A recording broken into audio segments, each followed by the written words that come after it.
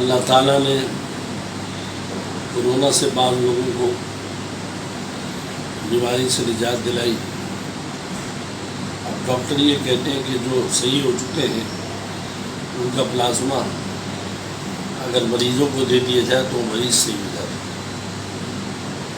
ہے۔ ایسی صورت میں لوگوں کو چاہیے کہ شکر اللہ کا کرتے ہوئے دوسرے لوگوں کو فائدہ پہنچائیں۔